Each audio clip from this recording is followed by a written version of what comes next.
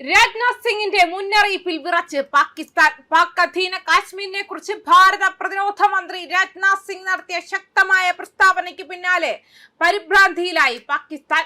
ഇനി പാകിസ്ഥാനുമായി എന്തെങ്കിലും തരത്തിലുള്ള ഉഭയകക്ഷി ചർച്ചകൾ നടക്കുകയാണെങ്കിൽ അത് പാക് അധിനിവേശ കാശ്മീർ ഭാരതത്തിന് തിരികെ കൈമാറുന്നതിനെ കുറിച്ച് മാത്രമായിരിക്കുമെന്ന് രാജ്നാഥ് സിംഗിന്റെ പ്രഖ്യാപനമാണ് ഇസ്ലാമാബാദിനെ ഉലച്ചിരിക്കുന്നത്. രാജ്നാഥ് സിംഗിന്റെ പ്രസ്താവനയിൽ ഭയന്ന ഷെഹ്ബാസ് ഷെരീഫ് സർക്കാർ വിഷയം അന്താരാഷ്ട്ര തലത്തിൽ ഉയർത്താനും ഐക്യരാഷ്ട്രസഭയുടെ അടിയന്തര ഇടപെടൽ ആവശ്യപ്പെടാനും നിർബന്ധിതരായിരിക്കുകയാണ്. പാക് അധീന കാശ്മീരിൽ പാകിസ്ഥാന്റെ അധീനത തികച്ചും അനധികൃതമാണെന്നും ആ പ്രദേശം ഭാരതത്തിന്റെ അഭിവാജ്യ ഘടകമാണെന്നും രാജ്നാഥ് സിംഗ് പ്രസംഗത്തിനിടെ വ്യക്തമാക്കിയിരുന്നു. കാശ്മീർ വിഷയത്തിൽ ഇനി എന്തെങ്കിലും തരത്തിലുള്ള ചർച്ചയോ സംവാദമോ ഉണ്ടാവുകയാണെങ്കിൽ അത് പാക് അധീന കാശ്മീരിനെ കുറിച്ച് മാത്രമായിരിക്കുമെന്നായിരുന്നു അദ്ദേഹത്തിന്റെ കർശന മുന്നറിയിപ്പ്. അതിർത്തി കടന്നുള്ള ഭീഷണികളെയും ശത്രുതാപരമായ നീക്കങ്ങളെയും നേരിടാൻ ഭാരതീയ സായുധ സേനയ്ക്ക് പൂർണ്ണ പ്രവർത്തന സ്വാതന്ത്ര്യം നൽകിയിട്ടുണ്ടെന്നും അദ്ദേഹം കൂട്ടിച്ചേർത്തു.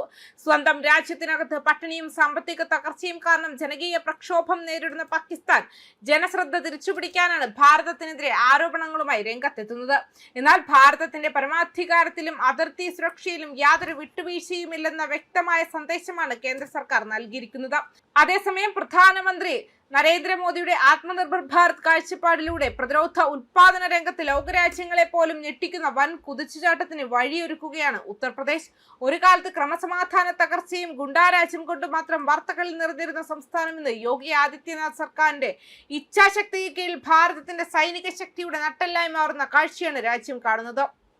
വിദേശ രാജ്യങ്ങളെ ആശ്രയിക്കാതെ സ്വയം പര്യാപ്തത ശക്തമായ ഭാരതം കെട്ടിപ്പടുക്കുക എന്ന ദേശീയ ദൗത്യത്തിൽ നിർണായക പങ്കാണ് ഉത്തർപ്രദേശ് പ്രതിരോധ ഇടനാഴി വഹിക്കുന്നത്.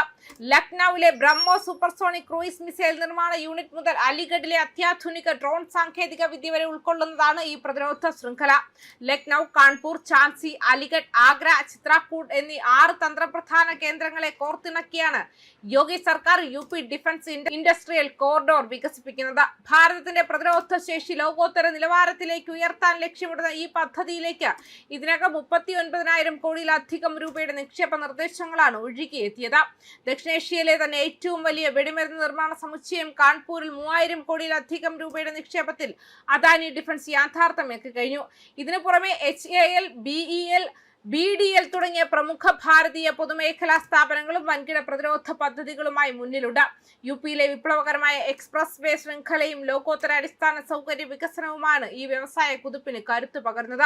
ലക്നൌവിലും സമീപ പ്രദേശങ്ങളിലുമായി നിർമ്മിക്കുന്ന ബ്രഹ്മോസ് മിസൈലുകൾ ഭാരതീയ സൈന്യത്തിന് കൂടുതൽ ശക്തി പകരുക മാത്രമല്ല ആഗോളതലത്തിൽ ഭാരതത്തിന്റെ സൈനിക കയറ്റുമതി സ്വപ്നങ്ങൾക്ക് ചിറകുകളേകുകയും ചെയ്യും. ഭാരതത്തിന്റെ പാരമ്പര്യ നിർമ്മാണ പാഠവും സാങ്കേതിക വിദ്യയും സമന്വയിപ്പിച്ച് ചെറു ആയുധങ്ങൾ, ഡ്രോണുകൾ, വിമാനഭാഗങ്ങൾ, ഇലക്ട്രോണിക് യുദ്ധ സാമഗ്രികൾ എന്നിവയും ഇവിടെ നിർമ്മിക്കപ്പെടുന്നുണ്ട്. ന്യൂസ് ഡെസ്ക് കർമ്മ ന്യൂസ്.